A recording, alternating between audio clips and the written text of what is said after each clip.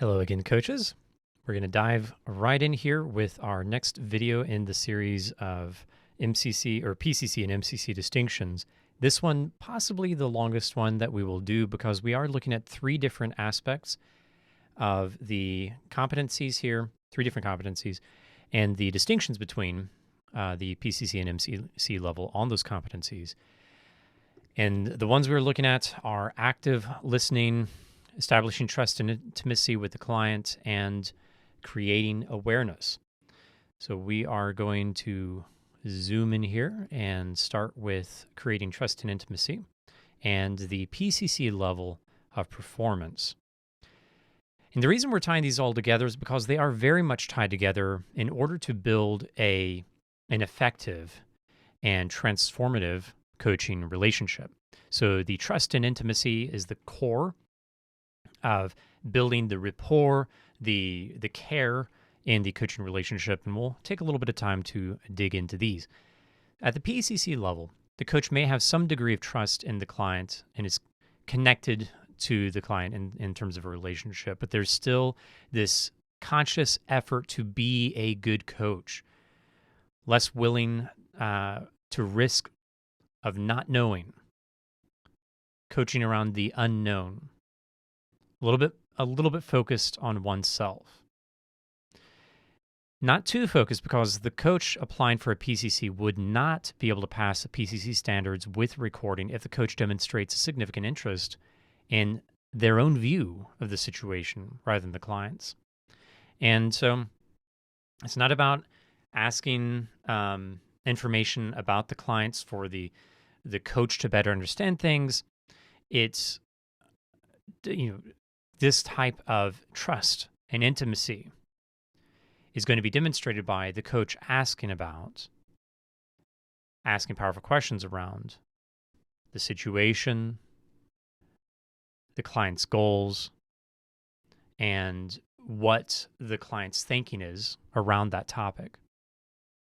Also, if the attention seems to be on the coach's performance, knowledge, and this is a really important one, at the PCC level, we are not demonstrating trust if the coach's attention is on the coach's performance. I am not demonstrating trust as a coach if my attention is on my demonstration of knowledge about the topic. This is something so critical as we get to this halfway point, or past this halfway point in training.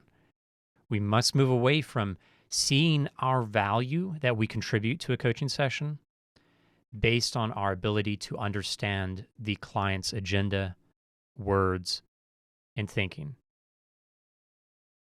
We want to build rapport, to build trust, and part of that is trusting the client to be the expert on what they're bringing up. Trust and intimacy is the ability to create a safe environment, a supportive environment, mutually respecting and trusting one another, and setting up a strong foundation from the beginning to end of partnership, honesty, integrity, confidentiality, of course, and unconditional positive regard. A sense that the coach and the client are on equal footing. The coach's value that they are being paid for is not the coach's understanding of what the client is talking about. It is not the coach's understanding of what the client should do based on the situation they're bringing to the table. So what should we do? What would demonstrate even better intimacy, trust? At the MCC level, the coach is connected in complete trust. Well, that sounds great. But as with many of these, we need to dig a bit deeper into what's meant. There's a mutual state of discovery, of exploration. And the coach is trusting the fact that growth and development and learning arise in the moment and out of a partnering conversation. This is unpacked further in what we're going to be looking at today. To that end, the coach is comfortable with not knowing as one of the best states for expanding awareness. I want us to highlight this. Maybe I should. There you go. It's highlight. The coach is comfortable not knowing as one of the best ways to expand awareness. If the coach is focused on understanding and knowing the right answer, or knowing how to even get to that right answer, if the coach is focused on that, then they will be less focused on what the client's experiencing. It doesn't matter if I, as a coach, know what this person needs to do next. It does not matter. What matters is that the person across the table or on the other screen, they have a better understanding of how they are capable of solving the riddle for themselves. That is what makes a mutually respecting relationship, where we are co-creating solutions. So the coach is willing to be vulnerable with the client, not to say I'm sorry, not to highlight where we failed as a coach, but to say things like, man, you took my breath away for a moment there as you said, as you laid everything out there, client, and thank you. Thank you for being willing to be vulnerable. Having a hard time even thinking about what the next question should be. Where should we go next, do you think? That vulnerability, like, I am human here. I'm not interested in putting on a front that says I am the extra professional in the room and this is a place for serious work. Humor is actually a part of the coaching competencies. It's in the realm of building trust and intimacy, our coaching presence, our use of the client's language. We want to be professional, but part of that is demonstrating a professional level of vulnerability. The coach is confident in the self, the process, and especially the client, as they are full partner in the relationship. We may know that we are being assessed as we record a session, but as you grow as a coach, where we want to be going longer term is that we're confident in the self, in ourselves as coaches, the process, because the process will work, and the client, their ability as we partner with them in the relationship. There's also a sense of complete ease and naturalness to the conversation. This is the most aspirational part of this breakdown for trust and intimacy. Complete ease and naturalness in the conversation. This will sometimes come into play, and it feels beautiful, wonderful. Everything's smooth, and it flows naturally. Coach does not have to work. We'll talk in another video about how to better demonstrate that, how to better practice it. But you get the idea that the coach and the client are there together as human beings, fellow joint people, caring for one another and caring about this client's goal, where they are going to be going. Coach does not treat the client as full partner, focus more on the process. That is a no-go for MCC. The coach is focused on their own view of the situation, seeks information for themselves, is not interested in like the client's way of thinking about the situation, does not seek information about the client's goals regarding the situation, or any attention seems to be on the coach's own performance or demonstration of knowledge again. In addition, the coach does not invite the client to share his or her thinking on an equal level with the coach and or choose the direction. So these are fairly familiar. What really stands out is at the top here. The coach is comfortable in not knowing, and there's a sense of complete ease and naturalness in the conversation, as the conversation and the relationship is built on mutual trust and trust in the process. So we'll come back to you, coaching presence, later. Next, we have active listening. And we're going to dive into PCC. There's a lot to go over here. Coach is doing listening on a very conscious level. They're working at it. This is PCC minimums. The listening is focused on the client's agenda. It can change, but the direction of change may or may not be best for the topic at hand. And only the best coaches know what that best topic at hand is.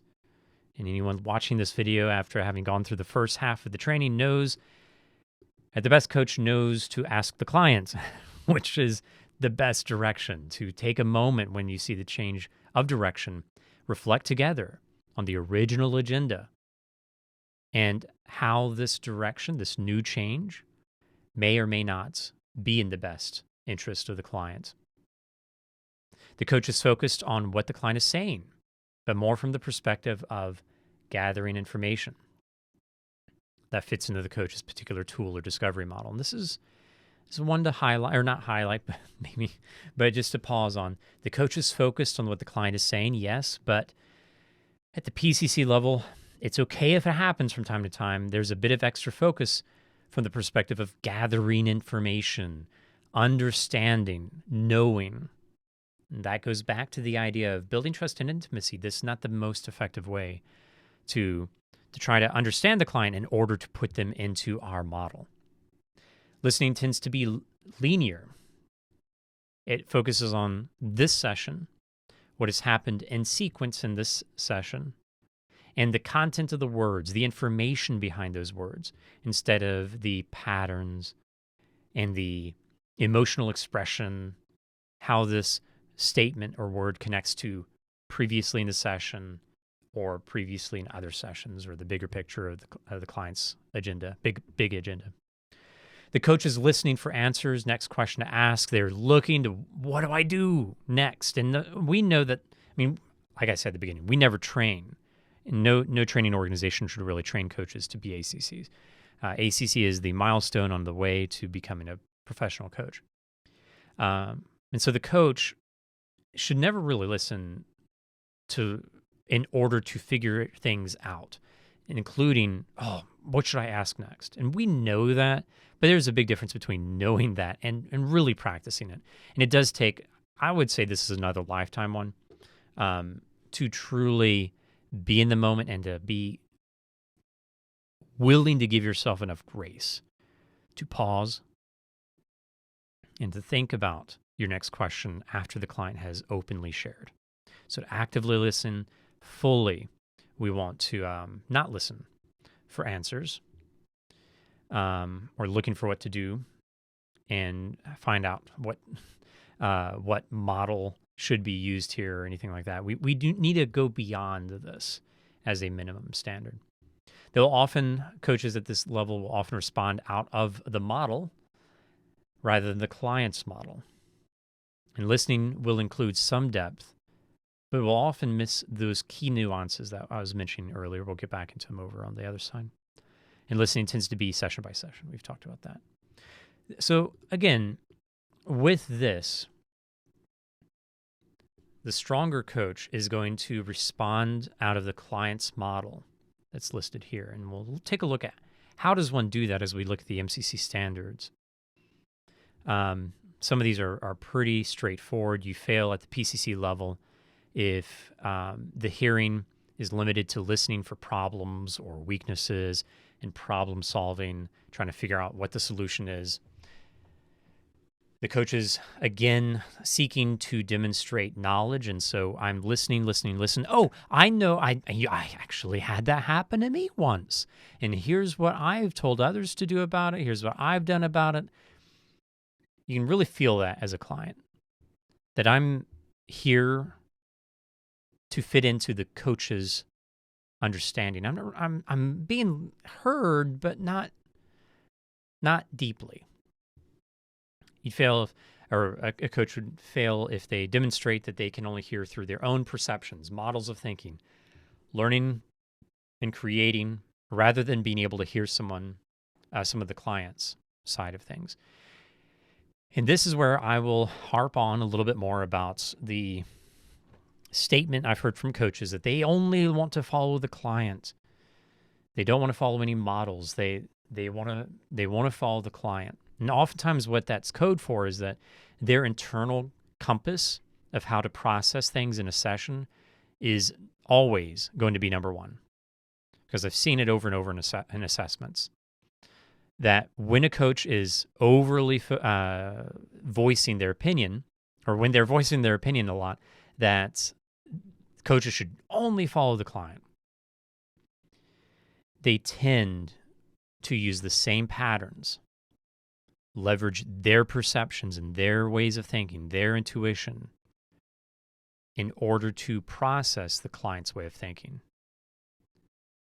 We want to be very careful about how our own habits of thought will be a pattern, will be a structure, will be our system that we use, even if it's not written on paper. It's there, and when we listen to many of our sessions, as you do those diagrams of your questions, you will begin to see patterns, your model of coaching. Even if you've never written it down, you have it. We want to be aware of that model, leverage it at times, but frequently begin to proactively seek to leverage the client's way of thinking, their way of talking, and so on. So the MCC level, again, this is the longer one of active listening. MCC level, the coach's listening is completely attuned to the learner. This is always like the aspirational one. It's organic, logical, emotional. It's hitting all of these things. The coach's listening is both linear and nonlinear. Response to the coach and responses from the coach demonstrates learning about the client at many levels. So this is saying the coach has heard the client at the very beginning of the relationship, over the course of multiple sessions, at the beginning of this session, over the course of this session, and in this very moment. The listening is holistic. Coach recognizes both theirs, and the client's ability of intuitive and energetic perception that is felt when the client speaks of important things. This is the idea of witnessing. When the coach is in the midst of a session, they see something that the client is doing and they witness it and they share it and ask a follow-up question, open question about what they have seen, and utilize that moment of witnessing towards the client's agenda, towards a moment of learning, towards the client's action, towards moving towards action, and so on. So when the client is speaking of important things, when new growth is occurring, and when the client is finding more powerful sense of self, the coach is recognizing those things and highlighting them in acknowledgments and powerful questions, listening, again, holistically to the client. The coach's listening is in the present, but hearing also the client's future development. We heard at the beginning of our relationship what they wanted out of the sessions that they were going to be having with the coach, where they'd like to be in the next 5 years. And in today's session, all that they brought and what they just said in this moment feels like it might just be a breakthrough that could help them reach that long, far ahead goal that they outlined. Witness it, acknowledge it, ask a question around it. The coach hears the totality of the client's greatness and gifts, limiting beliefs and patterns. And the coach's listening is holistic, cumulative from session to session. So we've kind of covered that already. And these are, again, pretty straightforward, just opposites of what's already been shared. Nuances of the client's language, though, this is at the MCC level. One of the things that my mentor coach said was that pretty much every exchange needs to leverage the client's language, and it needs to be meaningful language if you're going for an MCC application. But what's particularly important here is not the MCC application, but what we want to be reaching towards and stretching ourselves towards, that we are listening to the whole of the client as best we can. And the only way to do that is to say, yeah, it's possible, but it's going to take a long time. It's going to take a lot of practice, and I've got to be hard on myself, like Zig Ziglar always said. Be really tough on yourself. And what do you say? Life is infinitely easier when you're tough on yourself in that way. Not to be overly judgmental of ourselves, but to know that we can do better. Not to even focus on our performance in the midst of a session, but each time we listen to a session, each time we diagram a series of questions, to say, man, there's some ways I could have grown, and I will grow. It's a lifelong endeavor. Let's keep digging. We've just done powerful questions, so we'll keep going and finally land on creating awareness for today. Ability to integrate and accurately evaluate multiple sources of information, things that are coming from the client, to make interpretations when needed, but help the clients make their own interpretations to gain awareness towards their goals. So let's dive in. Click, click, click into the PCC level. The coach helps the client to create new awareness by engaging in sometimes some problem solving. The majority of awareness, and again, these are the minimum standards for the PCC, not even what a fully professional PCC would do. The majority of awareness is geared towards new technique. New awareness is about who the client is. New awareness about who the client is more limited. I think that's another typo. There's another is there. This should be quotation marks. Who the client is, in quotation marks, is more limited. So the who of the client is explored less than the problem solving, for lack of a better term.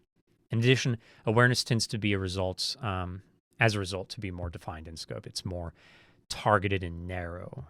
You'll notice after an agenda set by ourselves as we work with lower readiness clients, with lower readiness coaches, you will move into resolving the problem very quickly. What are you going to do about the situation, instead of who do you want to be as you begin to address this issue with your family or with your work. So this is definitely not what we want, but it's minimum standard. The coach is helping the client move forward at the very least. So the coach will generally help the client integrate new awareness as it pertains to a particular situation, versus using learning to more fully broaden the scope of the new awareness. What's that saying? Really, what it's highlighting is, in the long run, the coach ought to be helping the client fully broaden the scope of the way they see themselves in their situation, who they are, and how they want to behave and show up in their situation. So the coach's approach is again narrower in scope. Much of what is here we've already covered, so we're going to jump over to the MCC. Coach's invitation to exploration proceeds and is significantly greater than the invitation to solution. And this is definitely one to highlight. Exploration is significantly greater than solution. Just write that down. Exploration is significantly greater than solution. That is a way you could succinctly define coaching. Exploration is significantly greater than solution, because if we explore well, we get the solution, but we get the realization from the client that they can come up with the solution. Again, I don't care if they solve the problem. I care that they know that they are a problem solver. That's the coach's mantra. That's who we are as coaches. Fishing instructors, not fishermen. And fisherwomen, sorry. The coach appears as much an explorer as well as the client. Essentially, they're co-explorers. The coach has not concluded what awareness should be. Again, another highlights. Not knowing is okay. And as I'm listening, my role is not to determine where things should go and what is the right question to ask here. I have to involve myself in that process, of course, but I'm not acting as if I know this is the direction we need to be going.